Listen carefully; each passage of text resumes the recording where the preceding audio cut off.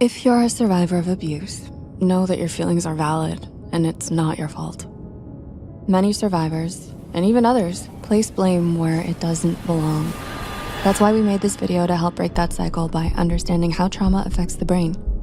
Abuse, whether physical, emotional, or psychological, leaves scars that go much deeper than we can see. It doesn't just hurt in the moment, it rewires the way your brain works, often affecting how you think, feel, and even relate to others. Now let's explore what experts say about its real impact. The brain under stress. When you're exposed to abuse, your brain's alarm system, the amygdala, goes into overdrive. This part of the brain is responsible for the fight or flight response, helping you detect danger. But with prolonged trauma, the amygdala becomes hyperactive, constantly sensing threats, even when they aren't there, leaving you in a state of high alert, anxiety, and fear. At the same time, the prefrontal cortex, which helps regulate decision-making and control emotions, can become less active. This imbalance means that while you're constantly on edge, your brain struggles to calm you down. As a result, you might feel anxious, easily startled, and even have trouble concentrating. Memory and learning. Chronic stress from abuse can shrink your hippocampus, the part of the brain that controls memory and learning. This damage makes it harder to remember things clearly. That's why people who've experienced abuse may have blurry or fragmented memories. Sometimes the trauma comes back in flashes or parts of it get blocked out. For example, in court cases, survivors may struggle to recall details and people wrongly assume they're lying. But in reality, trauma messes with the brain's ability to store memories accurately. Understanding this can help us be more compassionate and supportive towards survivors, rather than questioning their experiences. Trauma isn't just emotional, it's biological, and the way memories are stored or forgotten is part of the brain's response to protect itself. Emotional blunting. Remember when we said that abuse overstimulates the amygdala? When this part of the brain is overactive, it can trigger strong feelings like fear, guilt, and shame. But sometimes your brain tries to protect you by shutting down your emotions.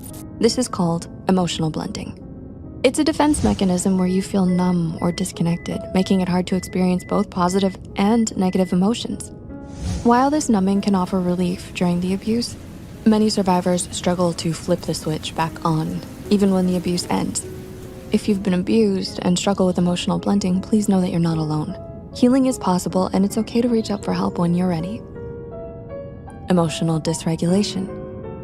A recent study by Grun and Compass from Vanderbilt University found that abuse significantly impairs a person's ability to control their emotions as a result of damage to the prefrontal cortex. Imagine you're driving a car and every time you press the brakes, they barely work. Now picture the gas pedal sticking, causing the car to speed up at the worst possible moments. This is kind of what happens to the brain when you've experienced abuse. The parts of your brain that control emotions and decisions start malfunctioning. Sometimes you can't stop yourself from feeling too much, easily swinging from calm to anxious, sad, or even angry without much warning. And other times, you can't feel anything at all. Impulsive decision-making. Dr. Jamie Hansen, neuroscientist and developmental psychologist, found that children who experienced abuse often struggled in school, got worse grades, were more likely to get into fights, and skipped classes. Similarly, research by Malik and colleagues showed that physical abuse made victims more likely to use drugs, drink heavily, hurt themselves, and engage in risky sexual behavior. Both studies demonstrate how abuse not only overstimulates the amygdala, but also damages the prefrontal cortex, the part of the brain responsible for decision-making and self-control. See, what happens is the brain has gotten so used to reacting quickly to protect itself that it struggles to think things through and make calm, well-thought-out choices. The emotional pain caused by abuse can also lead people to look for ways to escape or cope, no matter how unhealthy, leading them to engage in aggressive, reckless, and harmful behaviors. Depression and anxiety.